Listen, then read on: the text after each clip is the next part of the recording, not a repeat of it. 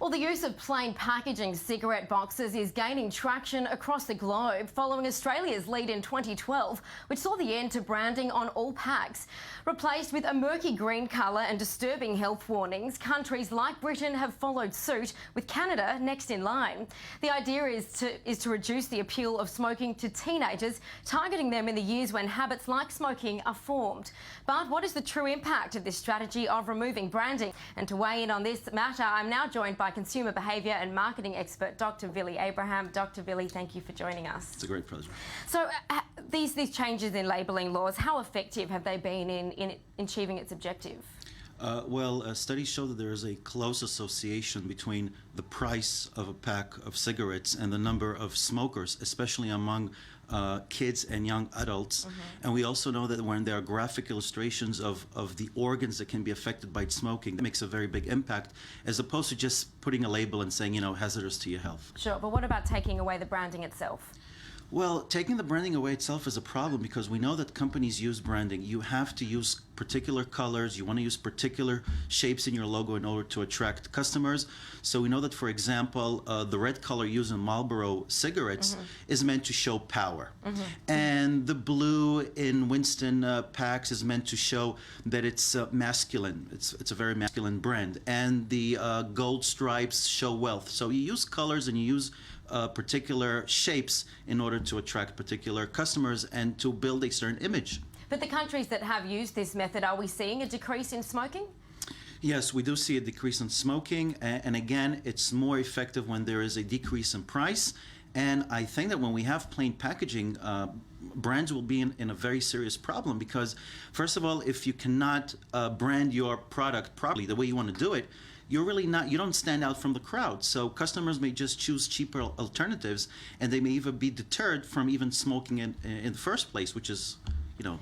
But if taking away, say, the branding, would people not be moving to buy cheaper cigarettes because now they've had more money to buy more rather than not smoking at all because it doesn't have that same the branding attached to it?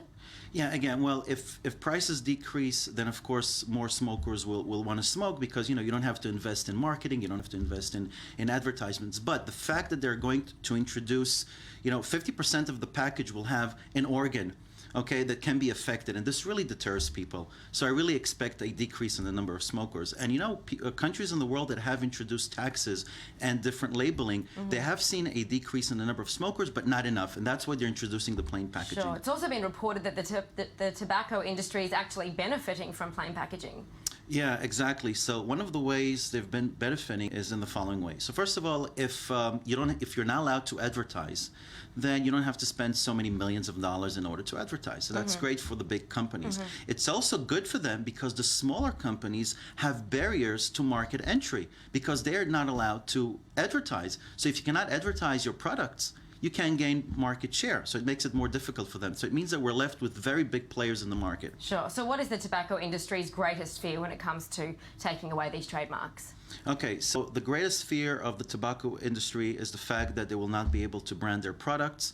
So, for example, if we look at Marlboro, they have a triangle in their logo. This symbolizes masculinity. Okay, so when you cannot do it, it's really deterring because the colors are not attractive, like you said, the murky green, and people will be deterred from even trying in the first place. Should we expect to see, if you're saying that this method is effective when it comes to smoking, should we expect to see it applied to other products like snack foods, junk food?